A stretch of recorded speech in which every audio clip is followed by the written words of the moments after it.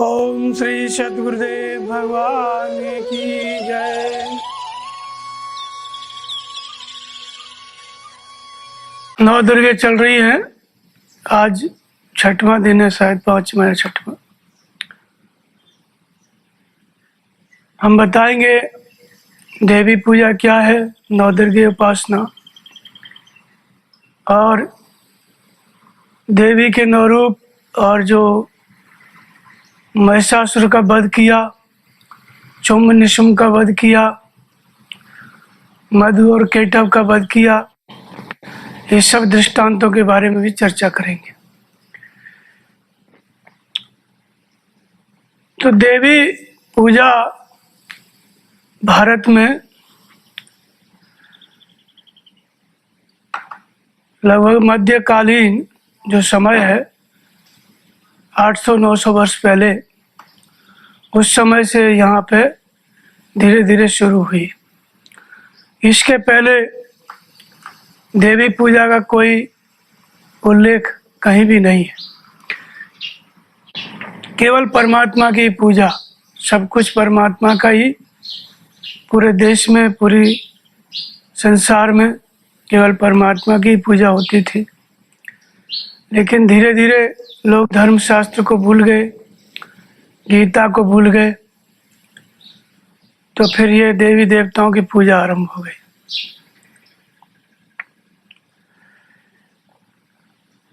इसलिए जितने भी ऋषि मुनि हुए, सबने तपस्या किया, भगवान की प्राप्ति की। कहीं किसने तपस्या किया, किसी देवी की प्राप्ति की, ऐसा कोई ऋषि मुनि नहीं हुआ। सबने भगवान की प्राप्ति की। तो यह देवी पूजा जो है, शास्त्र को, गीता को न जानने के कारण बीच में उत्पन्न हुई एक प्रकार की भ्रांति है, बाहर की देवी पूजा। लेकिन देवी शब्द शास्त्रों में आया है, तो उसका आध्यात्मिक मतलब है, उस पर चर्चा करेंगे। तो सबसे पहले जो हमारे सामने है कि हम करें, क्या करें, क्या न करें, किसकी पूजा करें, किसकी न करें, इसके लिए प्रमाण क्या है? शास्त्र है। तो तस्मात् शास्त्रम प्रमाणम ते कार्य व्यवस्थितो ज्ञात्वा शास्त्र विधानोक्तम कर्म कर्तुर्मर्हसि। क्या करे और क्या न करें इस संसार में, किसकी पूजा करें, किसकी पूजा न करें, क्या धर्म है, क्या अधर्म है, इस विषय में केवल प्रमाण क्या है? शास्त्र है। और शास्त्र कुछ कोई और शास्त्र नहीं, केवल गीता। गीता ही एकमात्र शास्त्र है। इति गुह्यतमम शास्त्रम, भगवान कृष्ण कहते हैं, इति गुह्यतमम शास्त्रम इदं मुक्तम मया नघ एतद् बुद्ध्वा बुद्धिमानश्चात् कृतश्च भारत। हे अर्जुन, गोपनीय से भी अति गोपनीय ज्ञान गीता मेरे द्वारा तेरे प्रति कहा गया, और इसको जान करके, इसके अनुसार चल करके प्रत्येक मनुष्य कृतकृत्य हो जाता है, कृतार्थ हो जाता है। तो इसलिए हमें जो कुछ करना है इस गीता के अनुसार करना है। तो यह शास्त्र विधि उत्सृज्य वर्तते काम कारत न च सिद्धिम न वाप्नोति न सुखम न परम गति। इस गीता, इस शास्त्र विधि को त्याग कर जो अन्य अन्य विधियों से पूजा करते हैं, पाठ करते हैं, अनुष्ठान करते हैं, उनको न सुख मिलता है, न सिद्धि मिलती है। तो गीता के अनुसार ही पूजा करना है। अब पूजा केवल परमात्मा की होती है, अन्य किसी देवी देवताओं की पूजा नहीं होती। जो एक परमात्मा को छोड़ के अन्य किसी प्रकार की पूजा करता है, भगवान कृष्ण कहते हैं कि अविवेकियों की बुद्धि अनंत शाखाओं वाली होती है। व्यवसायत्मका बुद्धि रेखे कुरुनंदन बहुशाखा अनंताश्च बुद्धियो अभिसायना। अविवेकियों की जो बुद्धि है अनंत शाखाओं वाली होती है, और इसलिए वे अनंत प्रकार की क्रियाओं की रचना कर लेते हैं, अनेक प्रकार के अनुष्ठान, पूजा पाठ, देवी देवता बना डालते हैं, और उनकी बुद्धि की छाप जिनके ऊपर भी पड़ती है, जो बोलते हैं उसको जो भी सुनता है उनकी भी बुद्धि भ्रष्ट हो जाती है। तो अनंत जो क्रियाएं हैं, एक परमात्मा के अतिरिक्त अन्य प्रकार की देवी देवताओं की पूजा, ये सब अविवेकियों की देन है गीता के अनुसार। और विवेकी कौन है? तो व्यवसायत्मक एक बुद्धि रेखे कुरनंदन, जो निश्चित विधि है वो गीता में एक ही है। सृष्टि में आज तक जितने महापुरुष हुए, जिन जिन ने भगवान की प्राप्ति की, साधना की, उन सब ने गीता के ही मार्ग का अनुशीलन किया। गीतोक्त साधना विधि से ही चल करके उन्होंने परमात्मा को प्राप्त किया। तो निश्चित क्रिया क्या है? गीतोक्त साधना पद्धति। और इसी निश्चित प्रक्रिया के द्वारा ही प्रत्येक महापुरुष सिद्धि को प्राप्त किए। तो भगवान कृष्ण कहते हैं कि पूर्व में जितने भी महापुरुष हुए, जनक इत्यादि ज्ञानी जन, वो इसी कर्म को करके, इस नियत कर्म को, गीतोक्त क्रिया को जो निश्चित है, इसी क्रिया को करके परम सिद्धि को प्राप्त हुए। तुझे भी अर्जुन पाना है परम सिद्धि को, परमात्मा को, तो भी इस गीतोक्त नियत कर्म को कर।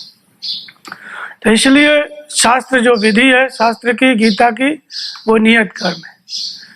और उस नियत कर्म में इस देवी को क्या कहा गया है गीता में, कि देवी को क्या कहा गया है? तो भगवान कृष्ण कहते हैं कि देवी ऐसा गुणमयी मम माया दुरत्या मामेव ये प्रपद्यन्ते माया मेताम तरन्ते। ये देवी त्रिगुणमयी जो अद्भुत माया है, इसी को देवी कहा गया।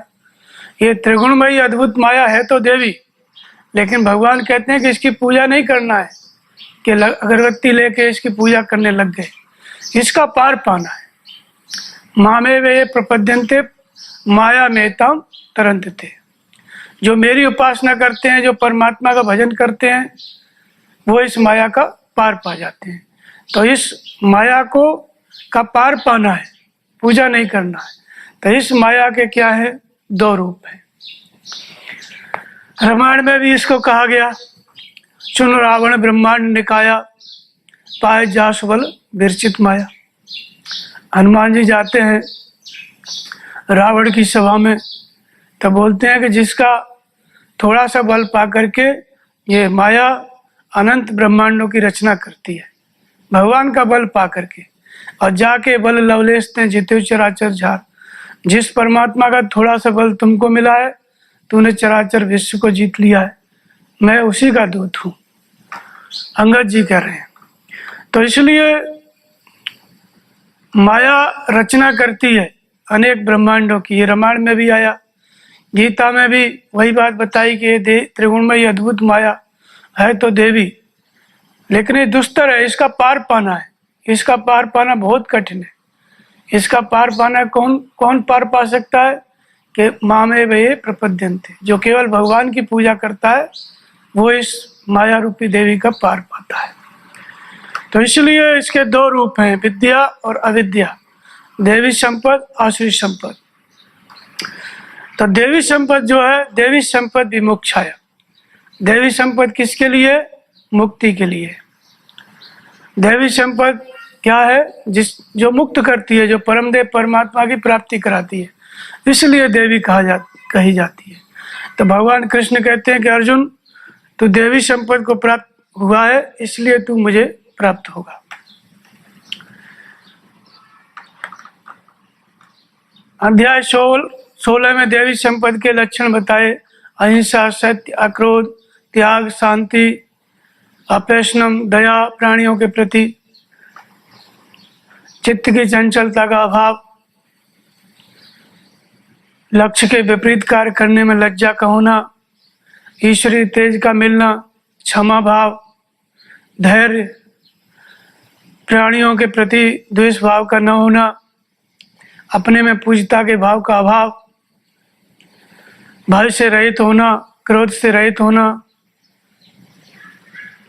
परमात्मा की प्राप्ति के लिए ध्यान में दृढ़ स्थिति, दान, मन क्रम वचन से समर्पण, इंद्रियों का दमन, स्वयं का अध्ययन, ये 24 लक्षण हैं दैवी संपद के। इन सभी लक्षणों को बढ़ाने पर हमें परमात्मा की प्राप्ति होती है, इसलिए इनको दैवी संपद कहा गया। इसके विपरीत जो लक्षण है वो सब आश्रित संपद है। तो इसलिए गीता के अनुसार देवी एक तो माया है और दूसरा देवी का मतलब होता है दैवी संपद। तो भगवान कृष्ण कहते हैं कि देवान भावयता देना देवा भावयंतो परस्परम भावयंतो श्रेयम परमम वाप्स्यत। यज्ञ सहित प्रजा को ब्रह्मा ने रचा और कहा कि तुम इस यज्ञ के द्वारा देवताओं की वृद्धि करो। देवता लोग तुम्हारी वृद्धि करेंगे, एक दूसरे की वृद्धि करते हुए परम श्रेय को प्राप्त हो जाओ। तो देवता लोग तुम्हारी वृद्धि करेंगे, एक दूसरे की वृद्धि करते हुए परम श्रेय को प्राप्त हो जाओ। तो देवता का लक्ष्य क्या है? परम श्रेय की प्राप्ति। तो यहाँ पे देवता माने देवी संपद, लेकिन ये देवी संपद कैसे बढ़ती है? यज्ञ के द्वारा। और इस देवी संपद को बढ़ाने का लक्ष्य क्या है? परमात्मा की प्राप्ति। तो प्राप्ति करनी है परमात्मा की, लेकिन उसके लिए हमें आवश्यकता किसकी है? देवी संपद को बढ़ाने की, देवी संपद को बलवती करने की। और ये देवी संपद कब बढ़ती है? जब हम यज्ञ करते हैं। यज्ञ का अर्थ होता है परमात्मा का चिंतन। जब यज्ञ करते हैं तब ये देवी संपद बढ़ती है। और देवी संपद कहो, देवी लक्षण कहो, देवी शक्ति कहो या देवी उपासना कहो, एक ही बात है। तो यहाँ पर देवी संपद को ही देवी कहा गया। और ये देवी संपद, ये जो 24 लक्षण बताए गीता में, 24 या 26, ये सभी लक्षण प्रत्येक व्यक्ति के अंदर है, लेकिन प्रसुप्त है। तो ये लक्षण जब जागृत हो जाते हैं और जिसके अंदर ये देवी संपद कार्य करने लगती है, उस पुरुष की जो वृत्ति होती है वो क्या है? वो देवी होती है। और जिस पुरुष के अंदर आश्री संपद कार्य करती है, उस पुरुष की वृत्ति क्या है? वो आश्री होती है। तो इसलिए देवी संपद को बढ़ाना ही देवताओं की पूजा है, देवी की पूजा है। और ये देवी संपद बढ़ने के बाद होता क्या है? परमात्मा की प्राप्ति। तो ये देवी संपद को बढ़ाना या देवी की पूजा कहो, देवी संपद बढ़ाना कहो, इसका उद्देश्य क्या है? भगवान की प्राप्ति। भगवान की प्राप्ति हो गई, फिर देवी संपद की भी आवश्यकता नहीं रहती। तो आश्रित संपद को समाप्त करने के लिए देवी संपद, देवी गुण, देवी वृत्ति, देवी शक्ति कहो या इसी को देवी कहो। तो इसी देवी संपद को बढ़ाना ही देवी पूजा है गीता के अनुसार। लेकिन इसकी अलग से पूजा नहीं होती, पूजा भगवान की होती है।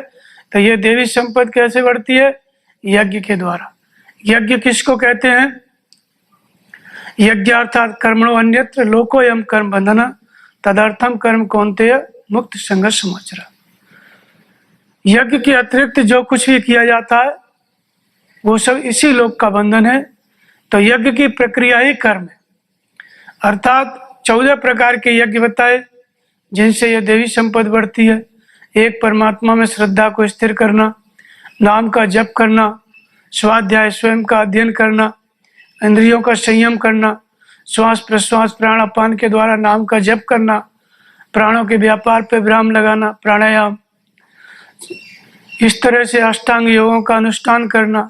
ये जो 14 प्रकार का यज्ञ बताया, इसी यज्ञ को करना क्या है? कर्म है। और इस सभी प्रकार के यज्ञ को संपादित करने के लिए भगवान कृष्ण कहते हैं कि यज्ञ नाम जप यज्ञोस्मि। सभी प्रकार के यज्ञों में नाम का जप रूपी यज्ञ मैं हूँ। तो ये 14 प्रकार के यज्ञों को करने के लिए नाम का जप। तो इसलिए यज्ञ को कार्य रूप देना कर्म है। अर्थात जब हम नियत कर्म करेंगे, नाम का जप करेंगे, तो हमारे अंदर ये देवी संपद बढ़ेगी। अर्थात देवी संपद का बढ़ना ही देवी की पूजा है। तो जिस व्यक्ति के अंदर देवी संपद कार्य कर रही है, उसकी जो वृत्ति है वही देवी है। पूजा करने का मतलब पूर्ण करना।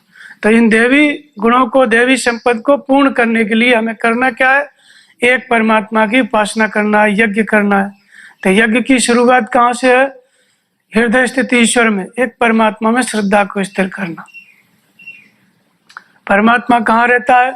सबके हृदय में रहता है। ज्योति सामपि तज्ज्योति तमसा परमुच्यते ज्ञानम ज्ञेयम ज्ञान गम्यम हृदय सर्वश्रेष्ठतम। सबके हृदय में रहता है। तो हृदय स्थित ईश्वर को प्राप्त करने के लिए, और ये शक्ति क्या है, देवी संपत्ति क्या है, ये परमात्मा की शक्ति है।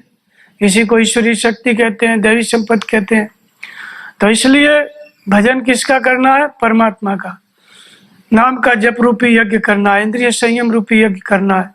ये 14 प्रकार के यज्ञ करेंगे तब देवी संपत्ति बढ़ती है। तो देवी संपत्ति जब पूरी तरह बढ़ जाती है तो आसुरी संपत्ति समाप्त हो जाती है। देवी संपत्ति के द्वारा आसुरी संपत्ति को समाप्त करना, यही देवी की उपासना है। तो उपासना केवल परमात्मा की होती है, नाम का जप होता है, ध्यान होता है, लेकिन उससे बढ़ती क्या है, देवी संपत्ति। तो इस तरह से ये गीता में बताया और रामायण में उसको देवी पार्वती को बताया। पार्वती के ही 9 रूपों को 9 देवी बताया। तो जो 9 नाम है, 9 दिन का जो उपासना होता है, ये 9 पार्वती के रूप हैं। पार्वती के 9 रूप हैं, जिसमें उन्हीं के नाम है 9, जिसमें शैलपुत्री है। शैलपुत्री इसलिए कहते हैं क्योंकि उस पार्वती का जन्म कहाँ हुआ था, हिमाचल के यहाँ, हिमाचल पर्वतराज हिमाचल, उनके यहाँ उनका जन्म हुआ, इसलिए शैलपुत्री उनका नाम पड़ा। फिर दूसरे दिन की पूजा क्या है, ब्रह्मचारिणी देवी। तो ब्रह्मचारिणी नाम क्यों पड़ा उनका, क्योंकि ब्रह्मचर्य व्रत का पालन किया। देवर्षि नारद ने उनका हाथ देखा, उनके हाथ में लिखा था कि इनको जो पति मिलेगा उसको घर द्वार नहीं होगा, दिगंबर होगा, बैल की अश्वारी करेगा, मृगछाल लपेटेगा, विभूति लपेटेगा, सर्पों का माला डालेगा। तो इस तरह से ये जो लक्षण है, ऐसा पति इसको मिलेगा। तो उनके जो माता पिता थे दुखी हो गए। फिर नारद जी ने कहा कि दुखी होने की जरूरत नहीं है, ये जितने जितने वर में दोष बखान किए हैं मैंने, ये सब शंकर जी के अंदर है। और दोषम गुण सम कह सब कोई, जो विवाह शंकर सम हुई। शंकर जी के साथ इनका विवाह हो जाएगा तो दोष भी गुण हो जाएंगे। लेकिन शंकर जी के साथ विवाह कैसे होगा, तो जो तप करे कुमार तुम्हारी, और भावी मैट सके त्रिपुरारी।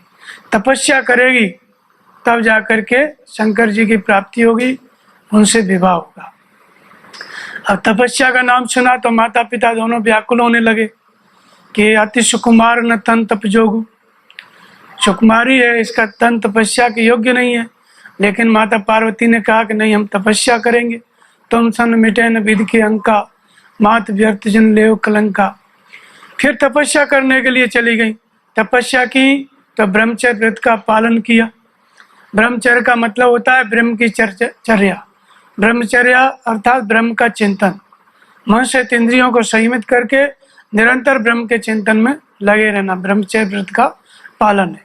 तो माता पार्वती ने तपस्या किया तो ब्रह्मचर्य व्रत का पालन किया। कछ दिन भोजन बार बतासा किए, कठिन कछ दिन उपवासा।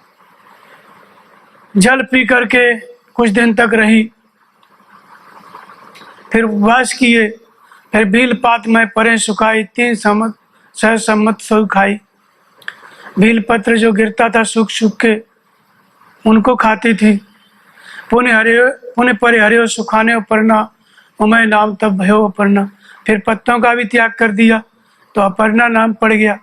इस तरह से अखंड ब्रह्मचर्य पालन के साथ उन्होंने तपस्या किया, इसलिए नाम क्या पड़ गया, ब्रह्मचारिणी।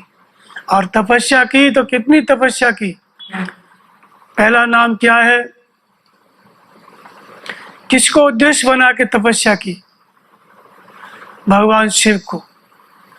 तो भगवान शिव का एक नाम क्या है, चंद्रमौली। तो चंद्रमौली उनका एक नाम है, तो इसलिए पार्वती का नाम भी चंद्र घंटा पड़ गया। चंद्र का मतलब है चंद्रमौली, भगवान शिव का नाम क्यों है। तो वंदे बोधमयम नित्यम गुरुम शंकर रूपिणम यमाश्रितो वक्रोपि चंद्र सर्वत्र बंधते। भगवान शंकर जी के मस्तक पर जो धारण किए हुए हैं वो चंद्रमा कैसा है, टेढ़ा चंद्रमा है, उसको धारण करते हैं, इसलिए उनका नाम क्या है, चंद्रमौली पड़ गया। और इनका नाम क्या पड़ गया, चंद्र घंटा, क्योंकि उन चंद्रमौली भगवान शिव को ही उद्देश्य बना करके इन्होंने तपस्या आरंभ की।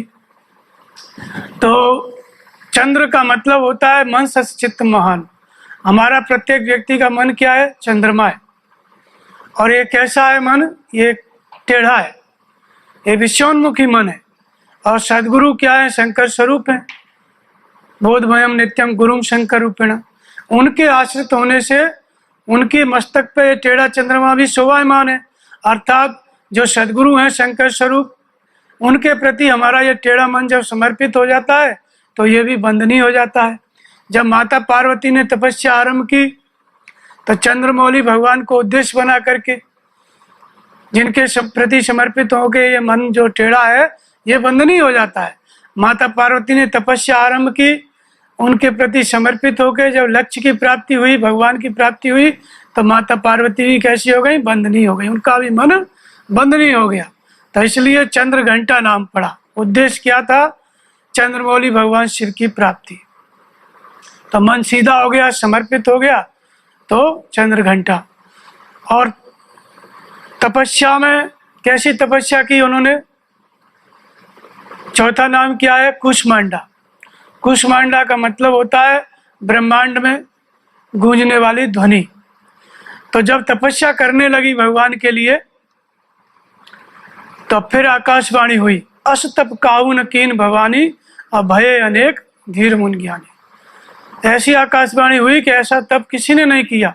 अनेक मुनि हुए, धीर हुए, ज्ञानी हुए, लेकिन ऐसा तप किसी ने नहीं किया। और जब माता पार्वती तपस्या करने लगी तो आकाशवाणी हुई, पार्वती तप की न पारा करो नाथ अब अंगीकारा।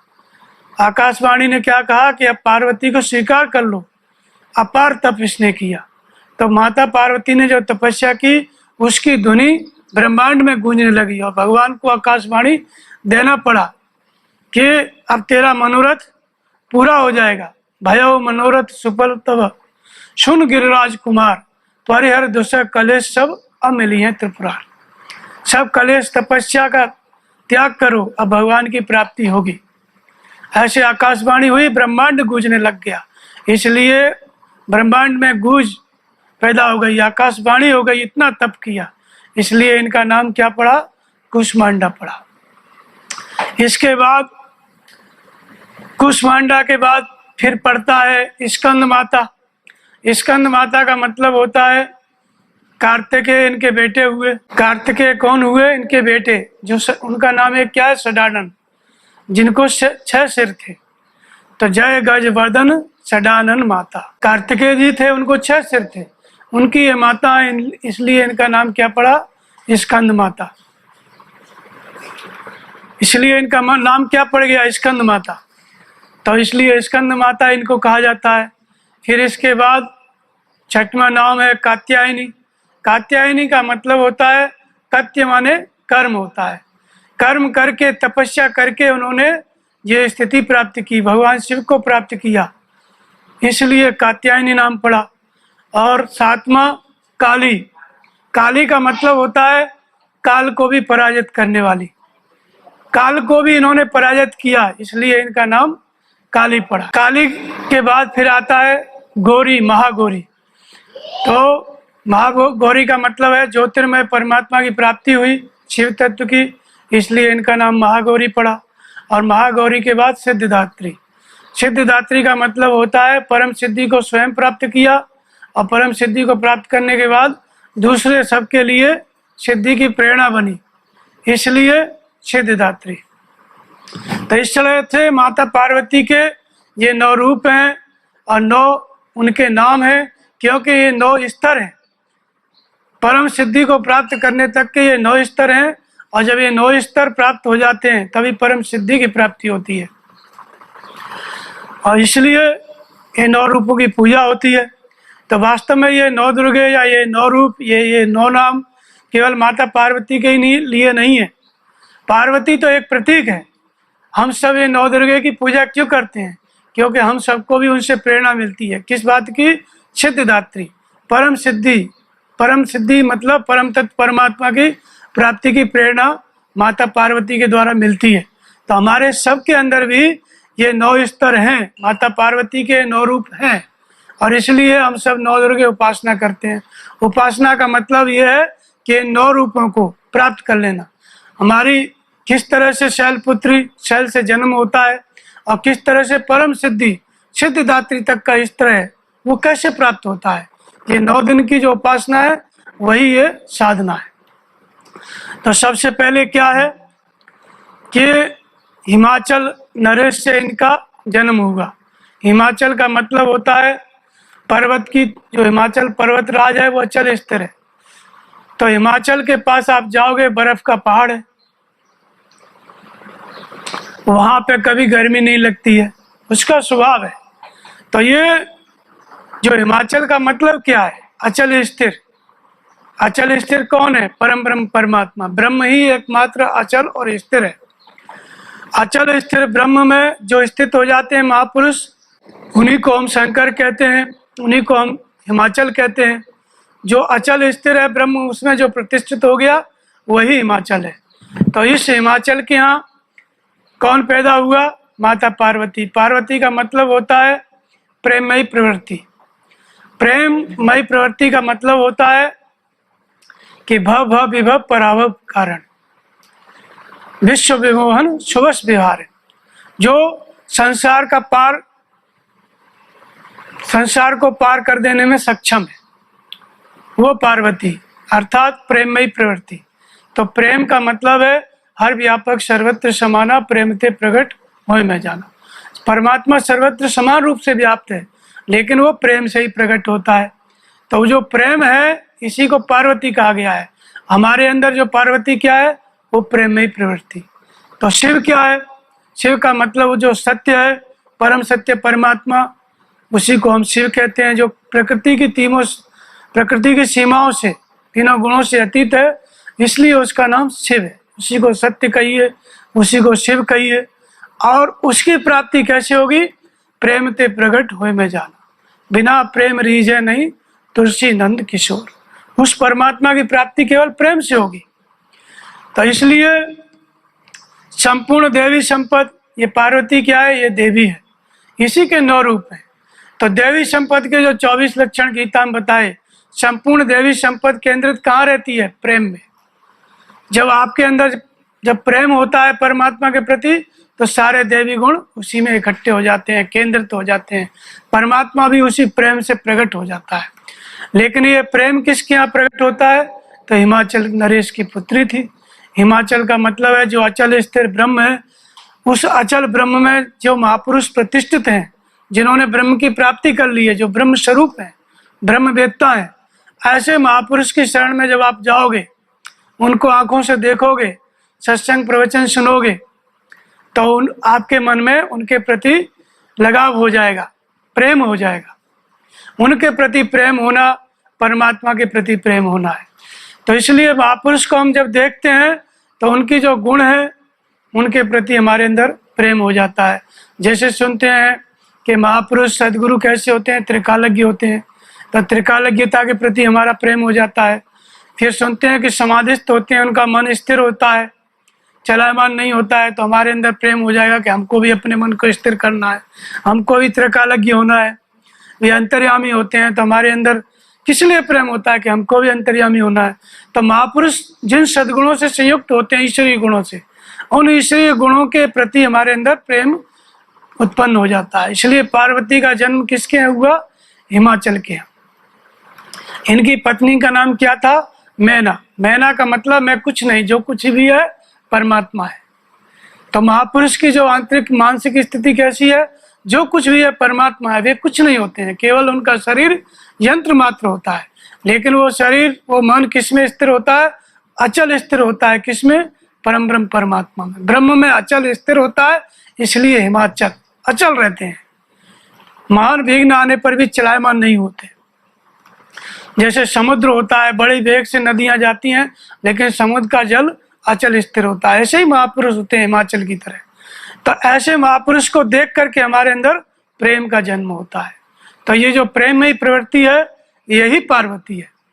और हम सबको 9 देवी की उपासना करना है, तो इसी प्रेम के द्वारा, इसी प्रेममयी प्रवृत्ति को बढ़ाना होगा। कहते हैं ना, प्रेम जब अनंत हो गया तो रोम रोम संत हो गया।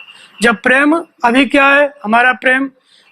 जिसको हम जानते हैं, माता पिता का आपस में प्रेम है, बेटे का माँ से प्रेम है, पति का पत्नी से प्रेम है, एक सीमित है, एक व्यक्ति के प्रति है, पर्टिकुलर, सबके प्रति नहीं है। लेकिन ये जो प्रेममयी प्रवृत्ति है पार्वती क्या है, जब प्रेम जब अनंत हो गया, अनंत माने परमात्मा के प्रति जब प्रेम हो जाता है, तो इसी प्रेम को हम पार्वती कहते हैं। पार्वती ने किसके लिए तपस्या की? शिव को प्राप्त करने के लिए। शिव कोई देवता ऐसा नहीं है कि बाहर बैठे होंगे। भगवान पहले ही कहते हैं तुलसीदास जी कि वंदे बोधमय नित्यम कुरुम शंकर रूपेण। जो शिव तत्व में स्थित, प्रकृति की सीमाओं से अतीत तत्व है, शिव तत्व, सत्य परमात्मा, उसमें जो स्थित है वही शंकर स्वरूप सदगुरु है। तो उस परमात्मा की प्राप्ति के लिए पार्वती ने तपस्या की। शिव माने परम तत्व परमात्मा, प्रकृति की सीमाओं से अतीत जो है, तो प्रकृति की सीमाओं से अतीत जो असीम तत्व है उसे पाने के लिए पार्वती ने तपस्या की। हम भी तपस्या करेंगे। ये जो तपस्या है यही नौ देवी की उपासना है, संपूर्ण तपस्या। तो इसलिए नौ देवी के नौ रूप मतलब प्रेममयी प्रवृत्ति, पार्वती के नौ रूप। प्रेम जब अनंत हो जाता है, जब अनंत परमात्मा से हमारा प्रेम लगाव जिस दिन शुरू होता है, उस दिन से ये नौ देवी की उपासना शुरू होती है। तो जब उपासना शुरू होती है, अनंत परमात्मा जो हृदय स्थित ईश्वर है, जब सदगुरु मिल जाते हैं, उनके प्रति साधक समर्पित हो जाता है, नाम का जप करने लगता है, और नौ इंद्रियां इनका जब संयम करने लगता है, तो ये नौ इंद्रियां क्या है? नौ देवी हो जाती है। तो नौ इंद्रियों को संयमित करना भी नौ देवी उपासना है। और प्रेम को, लेकिन ये संयमित कब होंगी? जब प्रेममयी प्रवृत्ति, जब हमारे अंदर परमात्मा के प्रति प्रेम हो जाएगा तब। तो इसलिए प्रेममयी प्रवृत्ति पार्वती है। तो इसलिए पार्वती के नौ रूप है।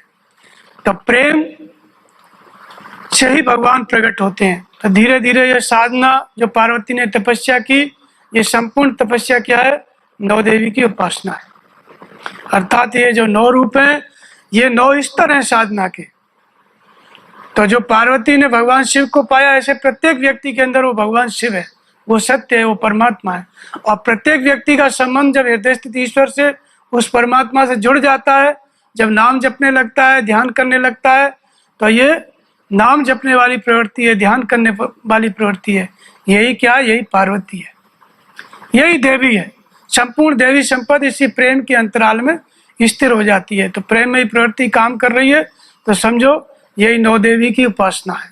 पार्वती का तपस्या कहो या देवी की उपासना कहो, फिर इसका लक्ष्य क्या है? परमात्मा की प्राप्ति।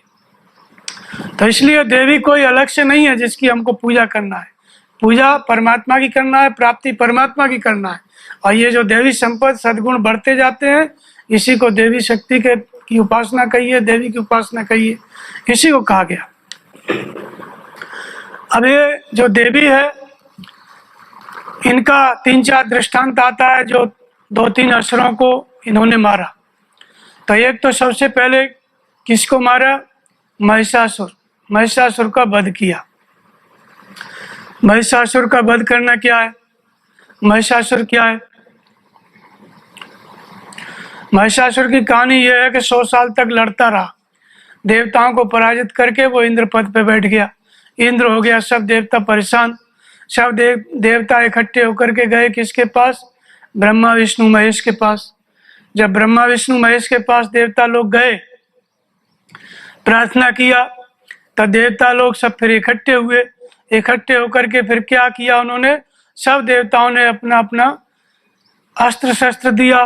ब्रह्मा विष्णु महेश ने अपना तेज दिया, और उनकी जो देवी थी उन्होंने भी तेज, सबका तेज इकट्ठा होकर के एक देवी को निर्मित किया। उसी का नाम हम कहते हैं महिषासुर मर्दिनी या देवी। तो सभी देवताओं ने जो तेज इकट्ठा किया, उससे देवी पैदा हुई। उस देवी का नाम क्या है? महिषासुर मर्दिनी। फिर उस देवी ने युद्ध किया। तो युद्ध अकेली देवी ने नहीं किया, सब देवता थे, उनके अस्त्र शस्त्र इकट्ठे हुए। त्रिशूल शंकर जी ने दिया, चक्र सुदर्शन भगवान विष्णु ने दिया, ब्रह्मा जी ने दिया अपना दंड, यमराज ने दिया, इंद्र ने दिया वज्र, ये सब ये अस्त्र शस्त्र इकट्ठे हुए। फिर उस देवी ने महिषासुर का वध किया। तो ये भी सब आंतरिक कहानी है, ये भी साधना का एक रूपक है। कैसे व्यक्ति धीरे धीरे देवी संपद को बढ़ाता है। देवी संपद ही देवी है। जब हमारी वृत्ति दैवी संपत्ति को धारण कर लेती है तो यही देवी है। दैवी संपत्ति के 24 लक्षण बताए, फिर आसुरी संपत्ति के ही लक्षण बताए। आसुरी संपत्ति का लक्षण क्या बताया? दंभ, अहंकार, क्रोध, कपट, मान, ये सब आसुरी संपत्ति के लक्षण बताए। और जो आसुरी संपत्ति से युक्त व्यक्ति है वो क्या कहता है कि संसार स्त्री और पुरुष के संयोग से उत्पन्न हुआ है, मैं ही ईश्वर हूँ, ऐश्वर्य का भोक्ता हूँ, मैं ही बलवान हूँ, मैं ही सुखी हूँ, वह शत्रु मारा गया उसको मारूंगा, इतना धन इकट्ठा हो गया, इतना हो जाएगा, मैं दान करूंगा, मैं यज्ञ करूंगा, अर्थात मैं ही सब कुछ हूँ। इस तरह से आदमी के मन में जब ये भाव पैदा होने लगते हैं तो इसको हम क्या कहते हैं? आसुरी संपत्ति। तो महिषासुर, मह माने पृथ्वी, असुर माने आसुरी वृत्ति। तो पृथ्वी क्या? एक तो ये बाहर पृथ्वी है, इस पृथ्वी पे नहीं, एक दूसरा पृथ्वी क्या है? धड़ धरती का एक ही लेखा, और जो बाहर सो भीतर देखा।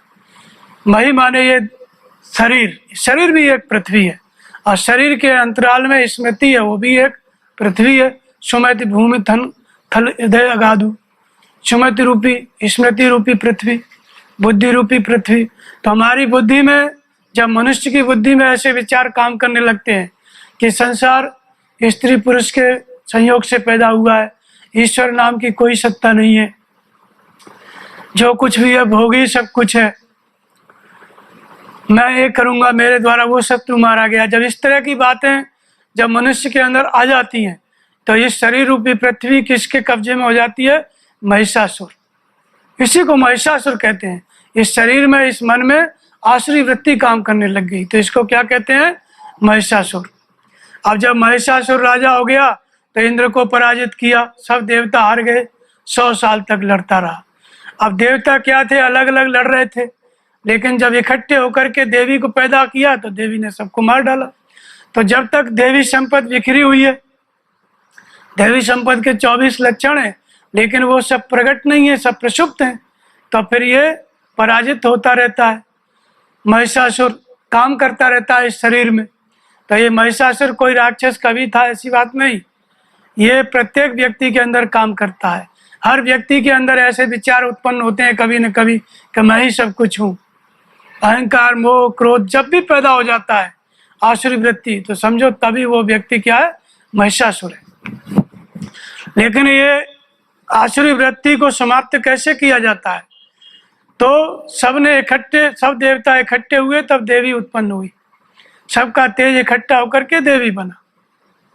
तो जब सब देवी संपत्ति इकट्ठी हो जाती है, तो सब देवी संपत्ति जब इकट्ठी हो जाती है तो ब्रह्मा के पास गए। तो इसका मतलब ये है कि जब देवी संपत्ति कार्य करने लगती है तो पुरुष क्या है? देवताओं जैसा है। लेकिन परमात्मा जब प्रकट होता है तो हरि व्यापक सर्वत्र समाना, प्रेम ते प्रकट होए में जाना। जब प्रेम होता है परमात्मा के प्रति तभी ये देवी संपत्ति इकट्ठी होती है। तो जब कोई सदगुरु मिल जाते हैं, महापुरुष मिल जाते हैं,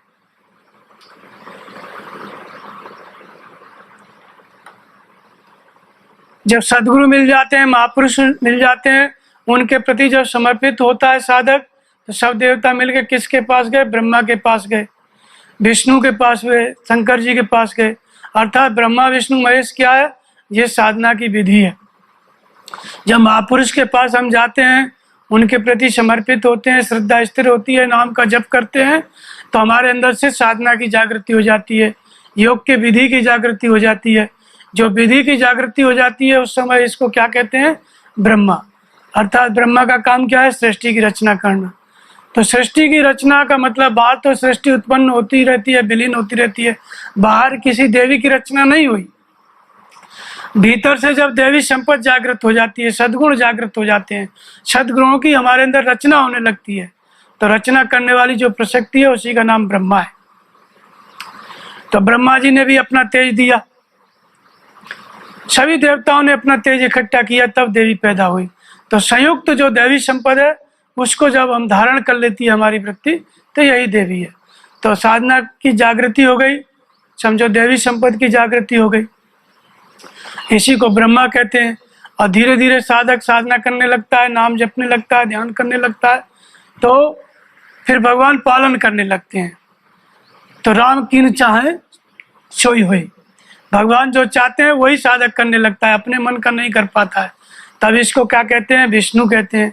भगवान पालन करने लग गए और आगे बढ़ता है साधक साधना करते करते, तो संहार करने वाली शक्ति है वही शंकर है।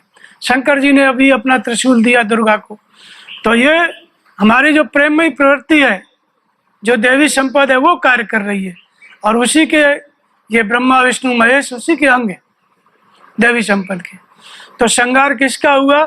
आसुरी संपद का। महिषासुर मारा गया, तो जो आसुरी प्रवृत्ति थी उसका संहार हो गया।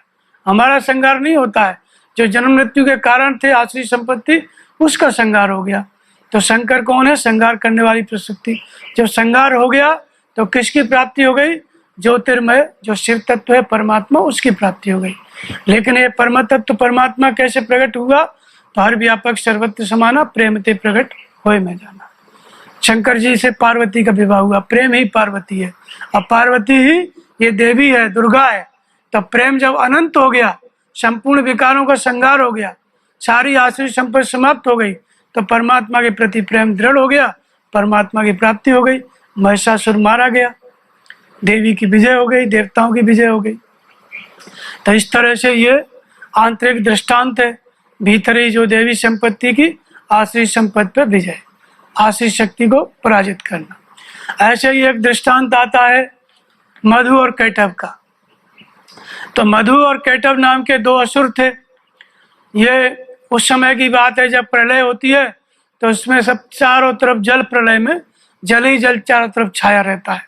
जब जल ही जल चारों तरफ छाया रहता है, सब जगह जल ही जल है, भगवान विष्णु जो है शेषनाग है उसकी सैया पर शयन करते हैं, विश्राम करते हैं और सोए रहते हैं। किसके द्वारा? योग निद्रा के द्वारा। उनके पलकों पर जो देवी रहती हैं, योग निद्रा, योग निद्रा में भगवान विष्णु विश्राम करते रहते हैं। तो विश्राम करते रहते हैं, उसी समय भगवान विष्णु के कानों से दो असुर पैदा होते हैं, मधु और कैटव। जब दो असुर पैदा होते हैं तो पैदा होते ही उनके मन में लड़ने की इच्छा होती है। तो किससे लड़ें? तो सामने ब्रह्मा जी दिखाई देते हैं, तो ब्रह्मा जी से लड़ने लगते हैं। ब्रह्मा जी से लड़ते हैं, ब्रह्मा जी हार जाते हैं और सब देवता इकट्ठे होते हैं, वो भी सब हार जाते हैं। अब जब सब हार जाते हैं तो ब्रह्मा जी ने देखा कि हम इसको जीत ही नहीं पा रहे हैं, तो ब्रह्मा जी प्रार्थना करते हैं भगवान विष्णु से कि ये जगह और इन असुरों से युद्ध करें, तब कहीं मारे जाएं। लेकिन विष्णु जी अपना, भगवान विष्णु योग निद्रा उनके पलकों पे छाई हुई है, तो सो रहे हैं योग निद्रा में। तब फिर ब्रह्मा जी प्रार्थना करते हैं योग निद्रा से, योग निद्रा जो देवी है उससे प्रार्थना करते हैं। तो वो जो योग निद्रा देवी जब हटती है, तब भगवान विष्णु की नींद खुलती है। नींद खुलती है तो भगवान विष्णु से ब्रह्मा जी ने कहा कि जो असुर हैं ये नहीं मर रहे हैं। तब भगवान विष्णु फिर युद्ध करते हैं मधु और कैटव से। योग निद्रा हटती हैं तो युद्ध करते हैं। 5000 वर्षों तक भगवान विष्णु युद्ध करते रहे, 5000 वर्षों तक युद्ध करते रहे, लेकिन वे मधु और कैटव मरे ही नहीं। तो जब मरे नहीं तो मधु और कैटव दोनों जो है खुश हो गए। किसके ऊपर? भगवान विष्णु के ऊपर। खुश होकर के कहा कि विष्णु तुम हमसे वरदान मांगो, हम तुम्हारे पराक्रम से बहुत प्रसन्न हैं। 5000 वर्ष तक लड़ते रहे, थोड़ा भी तुम उदास नहीं हुए, निराश नहीं हुए, इसलिए हम वरदान देना चाहते हैं, हम खुश हैं। तो भगवान विष्णु ने कहा कि ठीक है, ये बताओ आप तुम दोनों मरोगे कैसे, तुम्हारा वध कैसे होगा? तब असुरों ने कहा कि देखो हमने वरदान देने के लिए बोला तो हम ही को फंसा दिया। तब मधु और कैटव ने कहा कि देखो हम सूखी जमीन में मरना चाहेंगे, नीचे सब जगह पानी भरा हुआ है, धरती डूबी हुई है जल में, कहीं भी सूखी जमीन नहीं है। तब भगवान ने कहा कि ठीक है, सूखी जमीन थी भगवान की जंघा, जंघा के ऊपर रख के मधु और कैटव का गला सुदर्शन चक्र से काट दिया। इस तरह से मधु कैटव का वध हुआ। और वो वध किसके द्वारा हुआ? योग निद्रा हटी तब वध हुआ। इसलिए ब्रह्मा जी प्रार्थना करते रहे। तो जब उनका असुर लोग मारे गए तब ब्रह्मा जी ने योग निद्रा देवी की प्रार्थना की तो उस योग निद्रा देवी की वजह से इस देवी के आरती में जुड़ गया कि मधु कैटव संघारे सौड़ित बीज हरे। तो मधु और कैटव का संघार किया, संघार भगवान ने किया लेकिन नाम देवी का हो गया। तो ये योग निद्रा भी कोई देवी नहीं है। योग माने परमात्मा से मिलन, योग माने परमात्मा से मिलन, और निद्रा का मतलब होता है सोना।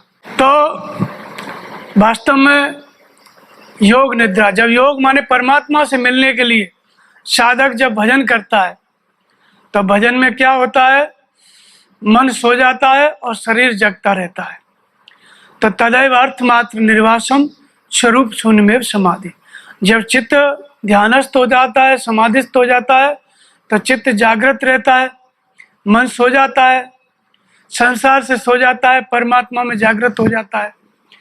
तो मन सोता है, किसमें सोता है, परमात्मा में मन स्थिर हो जाता है। संसार से सो जाता है, परमात्मा में जगने को ही सोना कहा गया। तो इसलिए समाधिस्थ जब मन हो जाता है तो इसको क्या कहा गया, योग निद्रा कहा गया। योग माने मिलन, परमात्मा से मिलने के लिए मन ध्यानस्थ हो गया, समाधिस्थ हो गया, अर्थात मन सो जाता है किसमें, ध्यान में। तो ध्यानस्थ हो गया, समाधिस्थ हो गया, तो वो पुरुष संसार से सो गया, संसार से कोई मतलब नहीं है, लेकिन परमात्मा में भली प्रकार जागृत है। तो या निशा सर्वभूता नाम तस्याम जागृति संयम। संपूर्ण भूतों के लिए जो रात्रि है संसार, उसमें संयमी पुरुष जाग जाता है। तो इसका मतलब है कि जब चित्त वृत्ति शांत हो गई, ध्यानस्थ हो गई, तत्र प्रत्येकतांता ध्यानम, चित्त शांत हो गया, मन सो गया ध्यान में, नाम जपते जपते, तो इसको क्या कहा गया, इसको योग निद्रा कहा गया। तो योग निद्रा, भगवान ब्रह्मा जी ने प्रार्थना की तब ये योग निद्रा हटी। तो मधु और केटव भगवान के कानों से उत्पन्न हुए। तो मधु और केटव का मतलब होता है, मधु माने माधुर्य, संसार के प्रति जो मधुरता है। दो तरह से, एक तो मधुर कौन है, परमात्मा है, लेकिन जब तक परमात्मा मधुर नहीं है तब तक संसार ही मधुर है। और मधुर इतना लगता है, मधुर लगता है तो हमारा आकर्षण होता है संसार के प्रति। तो आकर्षण होता है तो हम उसी संसार के कामों को पूरा करने के लिए कुछ न कुछ कर्तव्य करते रहते हैं। तो संसार के जो इच्छाओं की पूर्ति के लिए जो हमको मधुर लगता है, उसको पाने के लिए जो कर्तव्य करते हैं, काम करते हैं, उसी को कैटव कहते हैं। तो मधु और कैटव, तो ये प्रसुप्त रहता है मधु और कैटव, संसार के प्रति जो माधुर्य है और उसके प्रति जो कर्म करने की व्यवस्था है, यही कैटव है। लेकिन जब साधक योग साधना करता है, ध्यान करता है, तो ये जो विकार है, संसार के प्रति जो माधुर्यपन है, ये उभर करके सामने आ जाता है। तो ये कब उभर के सामने आता है, जब साधक भजन करने लगता है। तो किसके द्वारा ये पैदा हुए, विष्णु के द्वारा। विष्णु का मतलब होता है विश्व में अणु रूप में व्याप्त सत्ता। भगवान की जो पालन करने वाली शक्ति है वो विष्णु है, कण कण में व्याप्त है। तो ये शरीर भी एक अणु है। इस शरीर से जब साधक भजन करता है, भजन करते करते जैसे ही चित्त शांत होने लगता है, जैसे ही चित्त शांत होने लगता है, वैसे ही ये संसार के प्रति जो हमारा आकर्षण है, मधुरता है, माधुर्य है, वो हमको प्रभावित करने लगता है। तो 5000 वर्ष तक लड़ते रहे। 5000 वर्ष तक लड़ने का मतलब है, ये जो 5 ज्ञानेंद्रियां हैं, जैसे आंखें रूप देखती हैं, कान शब्द सुनता है, त्वचा स्पर्श करती है, जीभ स्वाद लेती है, नाक गंध लेती है, ये 5 ज्ञानेंद्रियां जब तक आंखों को रूप अच्छा लग रहा है, इनकी सहस्र प्रवृत्तियां हैं रूप देखने की। तो यही 5000 वर्ष तक लड़ते रहे, अर्थात 5 ज्ञानेंद्रियों की हजारों प्रवृत्तियां जब तक कार्य कर रही हैं, तब तक ये युद्ध चलता रहेगा, प्रकृति और पुरुष का संघर्ष। तब तक साधक को योग अभ्यास करना पड़ेगा, योग अभ्यास में लगा रहेगा साधक।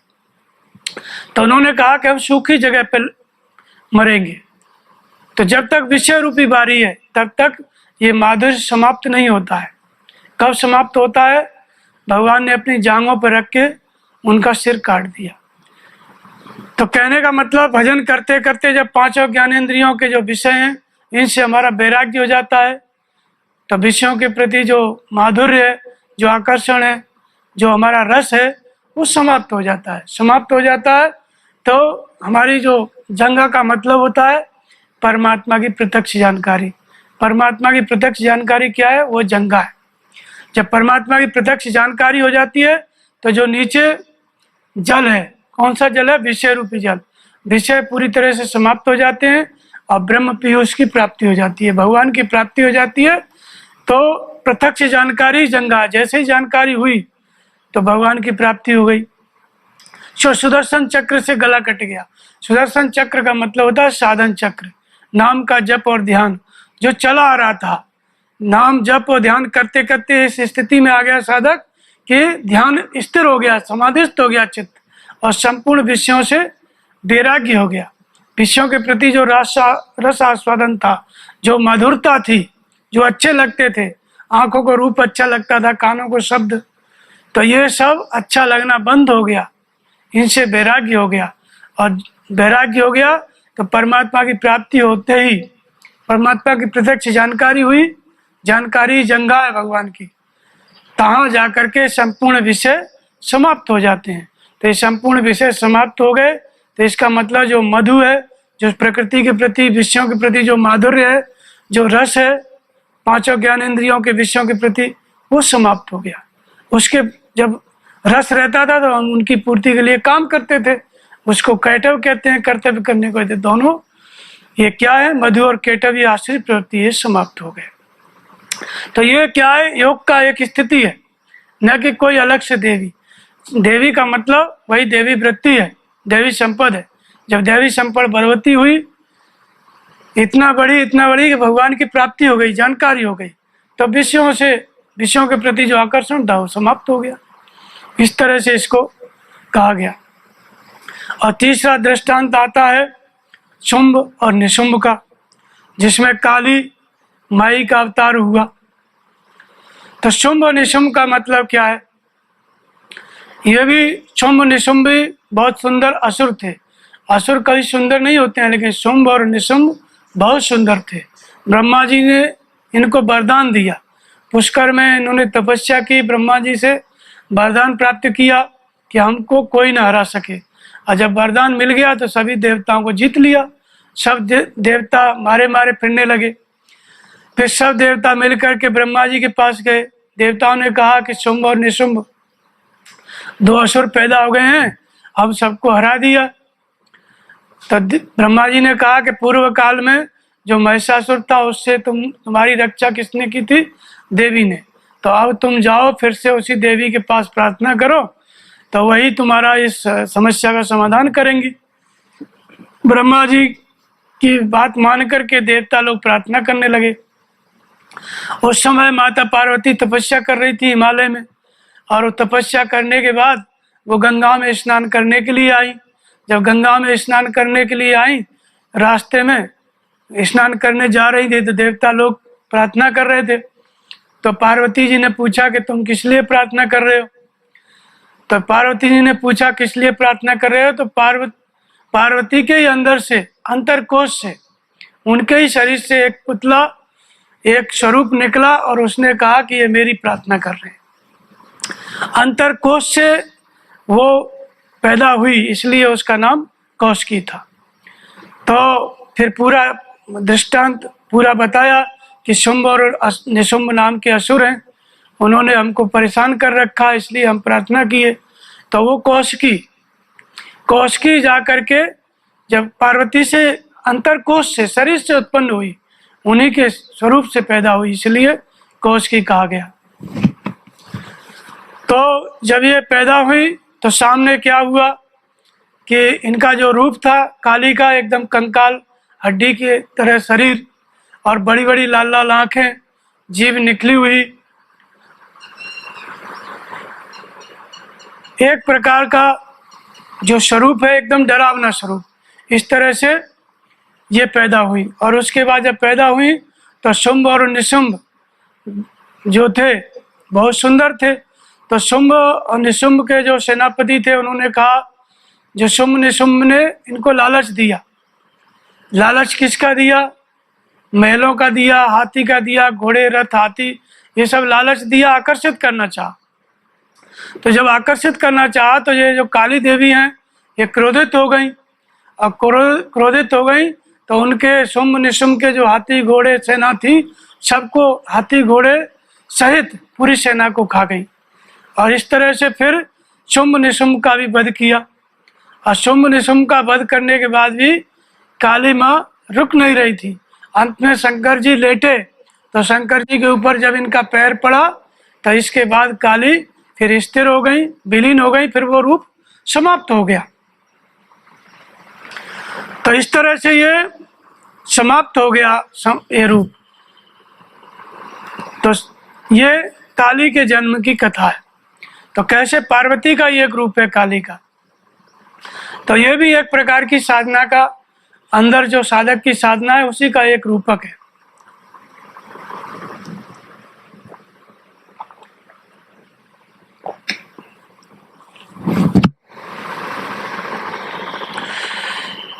तो शुंभ निशुंभ का मतलब होता है, शुंभ माने सृष्टि का सौंदर्य।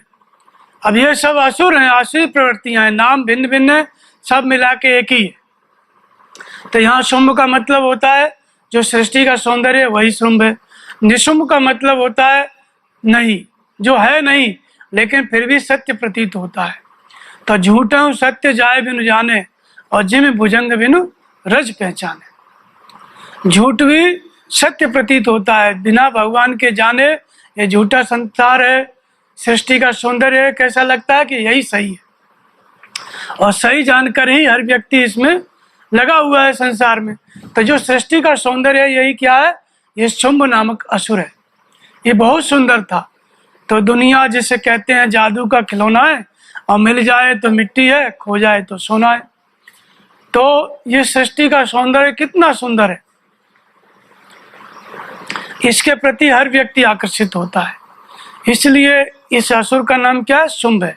और न होते हुए भी ये सत्य प्रतीत होता है। ये है नहीं, क्योंकि मिल जाता है, कोई भी चीज मिल जाती है तो नष्ट हो जाती है। मिल जाए तो मिट्टी है, खो जाए तो सोना है। तो इसलिए ये जो सृष्टि का सौंदर्य है, इसके प्रति जो हमारी वृत्ति है, इस संसार के प्रति आकर्षित होने वाली इस सौंदर्य के प्रति ये जो वृत्ति है, आसुरी वृत्ति, इसी को क्या कहते हैं?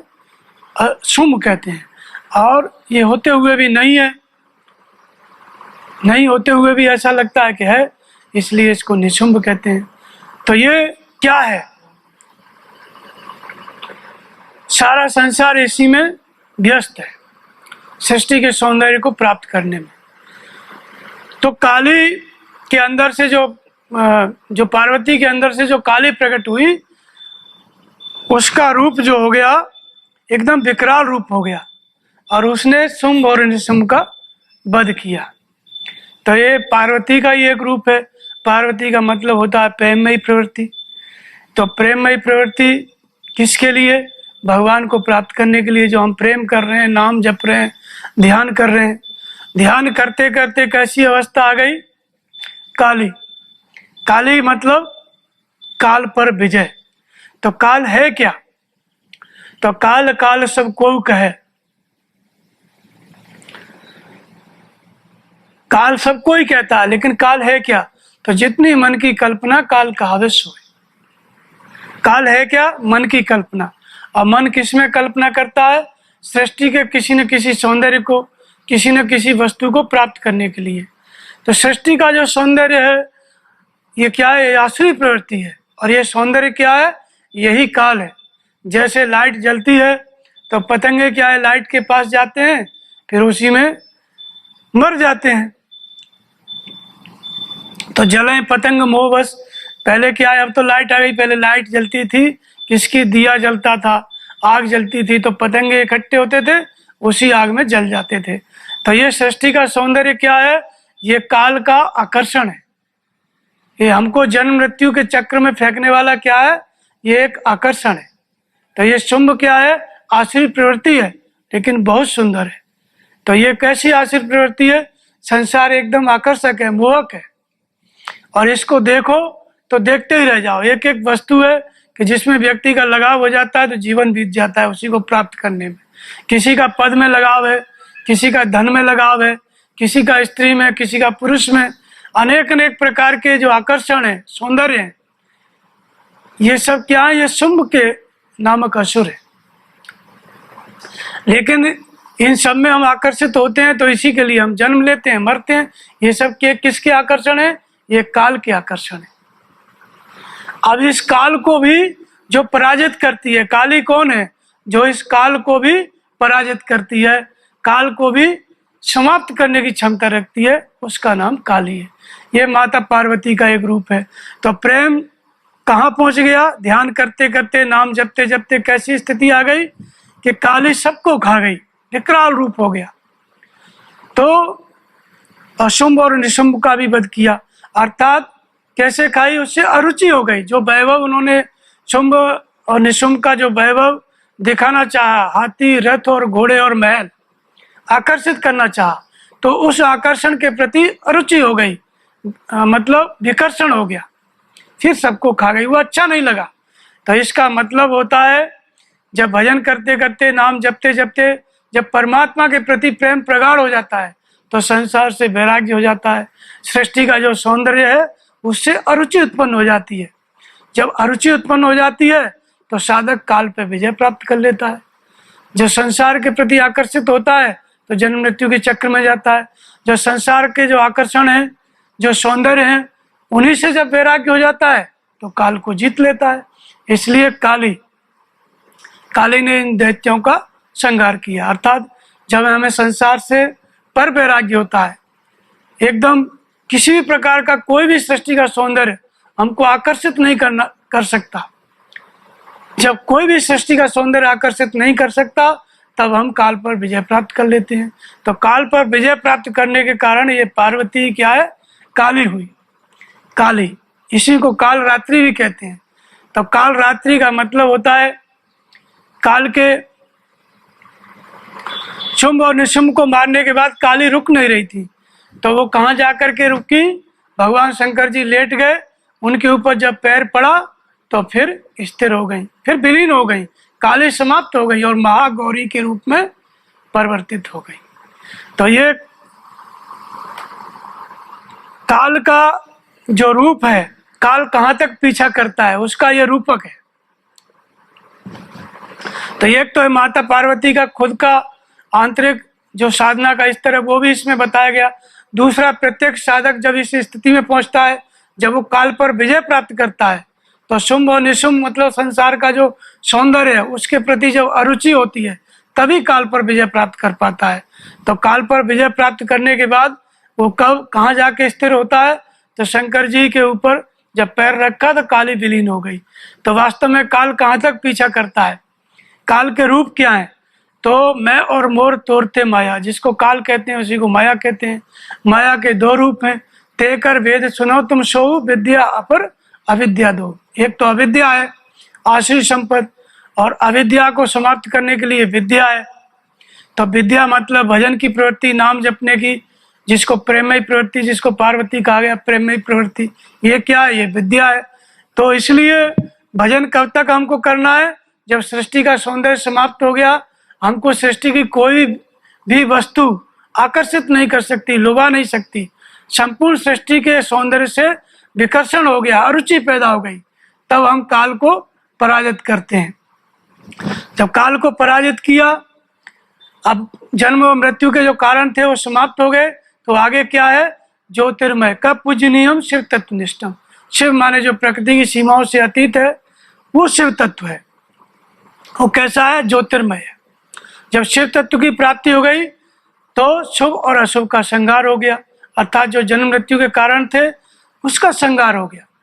तो ये जो प्रकृति है, अविद्या पहले समाप्त हुई, फिर जो वृत्ति थी विद्या वो भी शांत हो गई, काली भी समाप्त हो गई, विलीन हो गई, उसकी भी जीव निकल गई शंकर जी के ऊपर पैर रखते ही। अर्थात जो विद्या, प्रकृति का जो दूसरा रूप था विद्या,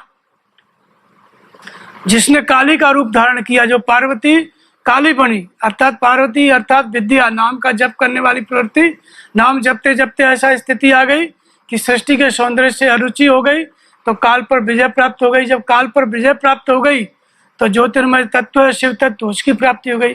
जब शिव तत्व की प्राप्ति हो गई तो शुभ और अशुभ कर्मों से साधक परे हो गया।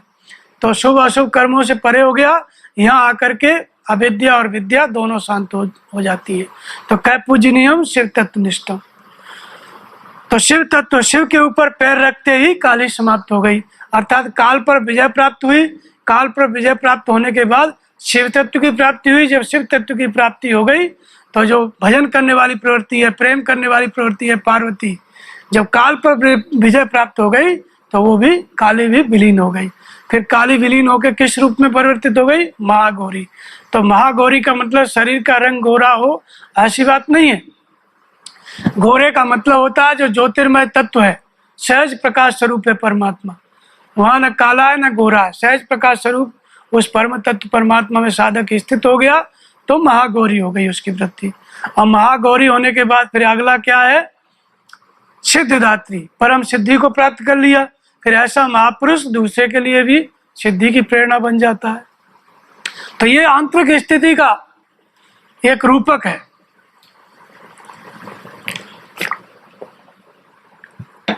और एक और रूपक आता है कि भगवान शंकर जब माता सती का जब वो अग्नि में यज्ञ की जो अग्नि थी उसमें जब उन्होंने अपना शरीर छोड़ा तो उस जले शरीर को जब माता सती ने अपना शरीर छोड़ा तो शंकर जी उस शरीर को अपना लेकर के घूमते रहे। तो भगवान विष्णु ने सुदर्शन चक्र से उसको काटा तो उसके 12 टुकड़े हुए, नहीं 52 टुकड़े हुए।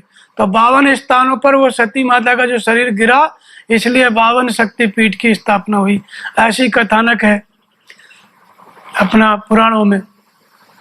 तो ये भी एक प्रकार का रूपक है। वास्तव में शरीर को, मरे मराए शरीर को, जले शरीर को कोई लेके घूमेगा तो वो अपने आप ही कुछ दिन में सड़ के गल के समाप्त हो जाएगा, उसको काटने की क्या आवश्यकता है। ये भी एक साधना का रूपक है, साधक का आंतरिक स्थिति है।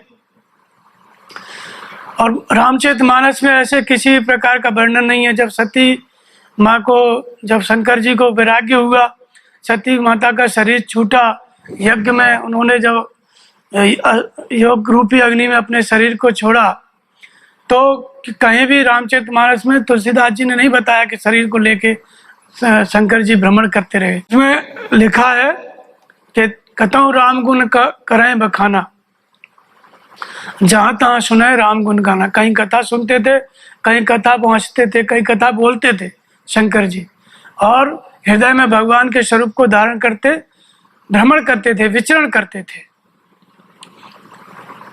तो सुंदर बनगिर सरित तड़ागा, कौतुक देखत तो फिरों बिरागा। वो सुंदर बन, गिर, पहाड़, नदियां, इन्हीं सबको देखते हुए विरक्त भाव से घूमते रहते थे। सती के शरीर को लेकर घूमने का वर्णन तुलसीदास जी ने नहीं किया, लेकिन पीछे वाले लोग ऐसा बना लेते हैं। इसका भी एक रूपक है, ये भी एक प्रकार का रूपक है। जब साधक भजन करने लगता है, प्रेममयी प्रवृत्ति पार्वती है, सत्यमयी वृत्ति सती है। जब सत्य के प्रति समर्पित हो जाता है साधक की, जो सत्य के प्रति समर्पित वृत्ति है वही सती है। जब भजन करने लगता है विरक्त भाव से, तो पूर्व की जो स्मृतियां हैं, सती का शरीर को लेके घूमने का मतलब है कि जो सती का शरीर छूटा तो शंकर जी की स्मृति में सती जी पीछा कर रही थी, उनका स्मरण हट नहीं रहा था। विरक्त भाव से जब घूमते घूमते वैराग्य हो गया तो सती जी का स्मरण चला गया, फिर भगवान में मन स्थिर हो गया, ध्यानस्थ हो गया। तो इसका मतलब भी वही है, जब साधक भजन करने लगता है, वैराग्य धारण करता है, तो वो जब घर छोड़ता है तो पुरानी जितनी भी स्मृतियां हैं, जिस जिस काम में उसका मन लगा था, जिन जिन से उसका लगाव था, नाम जपने लगता है, भजन करने लगता है, तो वही सब उसका पीछा करने लगते हैं। लेकिन जब साधक विरक्त भाव में स्थिर होता है, प्रबल वैराग्य हो जाता है, विचरण करता है, तो धीरे धीरे भगवान विष्णु ने चक्र सुदर्शन से काटा। तो चक्र सुदर्शन का मतलब होता है साधन चक्र। साधना में लगा रहता है तो भगवान प्रेरणा करके पुरानी स्मृतियों को, साधक की जो पुरानी स्मृतियां हैं उनको हटा देते हैं। भगवान ही प्रेरणा करके उनसे वैराग्य करा देते हैं, हटा देते हैं, और साधक अपने मन को एकाग्र कर लेता है। न कि शरीर को लेके घूमने का कोई दृष्टांत है। तो इसलिए ये सब आध्यात्मिक रूपक हैं। चाहे महिषासुर का वध हो, शुंभ निशुंभ का वध हो, चाहे मधुकैटभ का वध हो, चाहे शंकर जी के द्वारा सती के शरीर को लेके घूमना हो, सब साधना की अलग अलग स्थितियां हैं। यही देवी पूजा का रहस्य है। बोलिए श्री सद्गुरुदेव भगवान की जय।